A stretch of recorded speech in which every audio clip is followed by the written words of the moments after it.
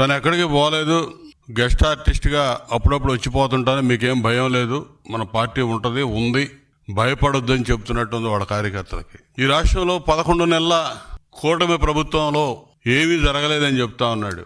వృద్ధి రేటు అసలు లేదని చెప్తా ఉన్నాడు. కేంద్ర ప్రభుత్వ లెక్కలేమో ఆంధ్రప్రదేశ్ వృద్ధి రేటు 8.21గా 2వ స్థానంలో ఉంది, మొదటి స్థానంలో తమిళనాడు ఉందని చెప్తా ఉన్నారు. ఇది కనపట్ల జగన్మోహన్ రెడ్డికి. చంద్రబాబు నాయుడు గారిని బ్లేమ్ చేయాలి, ఏదో ఒక విధంగా తన ఉనికి నిలబెట్టుకోవాలని చెప్పి ఈరోజు ప్రెస్ మీట్ పెట్టినట్టుంది తప్ప వేరే రకంగా కనపట్ల.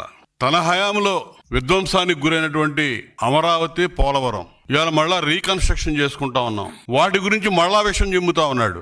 72% పూర్తయినటువంటి పోలవరం 1% కూడా ముందుకు పోనివ్వకుండా కట్టిన డయాఫ్రమ్ వాల్ కూడా పూర్తిగా కొట్టుకుపోవడానికి కారణమైనటువంటి ప్రభుత్వం 5 ఏళ్లలో నాశనం చేశాడు. ముందుకు తీసుకెళ్లకుండా ఆ డయాఫ్రమ్ వాల్ ని మళ్ళా నిర్మాణం చేసుకోవాల్సిన పరిస్థితి. మళ్ళా 700 కోట్ల రూపాయలు ఇప్పుడు చంద్రబాబు నాయుడు గారి హయాంలో మళ్ళీ దాని మీద ఖర్చు పెట్టబోతా ఉన్నాం. మళ్ళీ పోలవరం నిర్మాణం మళ్ళా ఎక్కడైతే ఆగిందో అక్కడి నుంచి ముందుకు తీసుకెళ్తా ఉన్నారు. అమరావతి క్యాపిటల్ సిటీకి ఆ రోజున అసెంబ్లీ సాక్షిగా ఒప్పుకొని అడ్డం తిరిగి 3 ముక్కలాడాడి అమరావతి విచ్ఛిన్నానికి కారణమైతే ఈ రోజున మళ్ళా రీకన్స్ట్రక్షన్ కి మళ్ళా చంద్రబాబు నాయుడు గారి నాయకత్వంలో మళ్ళీ పునాదులు వేసుకున్నటువంటి పరిస్థితి. సిగ్గుండాలి మైనింగ్ గురించి మాట్లాడడానికి. మైనింగ్ పాపాలకు మొత్తం ఆద్యుడు నువ్వే. మీ తండ్రి ఉన్నప్పటి నుంచి వేసావు. ఓబులాపురం మైనింగ్ దగ్గర నుంచి ఇవాళ మీ అన్నయ్య జనార్దన్ రెడ్డి జైల్లో ఉన్నాడు, దానిలో కూడా నీ పాపం ఉంది.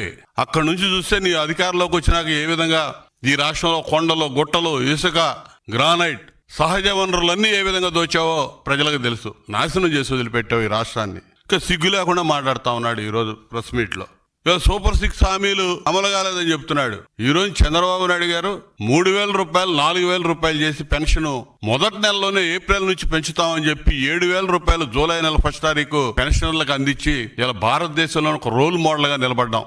పెద్ద పెద్ద రాష్ట్రాల్లో కూడా ఇంత పెన్షన్ కోసం వెచ్చిస్తున్నటువంటి రాష్ట్రం లేదు. నువ్వు 3,000 రూపాయలు అధికారంలోకి వచ్చినప్పుడు ఇస్తానని చెప్పి వెంటనే ఇస్తానని చెప్పి 250 అని చెప్పి పెంచుకుంటా పోయావు. ఈ రోజున సూపర్ 6 లో ప్రధాన భాగంగా ఉన్నటువంటి పెన్షన్ ని 4,000 రూపాయలు చేసి అందిస్తున్నటువంటి ఘనత చంద్రబాబు నాయుడు గారి కూటమి ప్రభుత్వాన్ని. గ్యాస్ సిలిండర్లు 2వ పథకంగా ఉన్నటువంటి గ్యాస్ సిలిండర్లు ఇలా 1 కోటి సిలిండర్లు మొదటి విడతలోనే అందించాం మహిళలకి.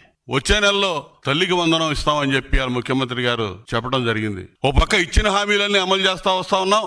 నువ్వు విధ్వంసానికి గురి చేసినటువంటి నిర్మాణాలు మళ్ళా పునర్నిర్మాణం చేస్తా ఉన్నావు. ఈ రోడ్లన్నీ నాశనం అయిపోయినాయి. దాదాపు 1,500 కోట్ల రూపాయలు ఖర్చు పెట్టి ఇలా R&B రోడ్లన్నీ కూడా పార్ట్ హోల్స్ కానీ ఇవన్నీ కూడా రిపేర్లు పూర్తి చేసుకొని ఇలా నడవటానికి ఆస్కారం కల్పించినటువంటి ఘనత కూడా కూటమి ప్రభుత్వాన్ని.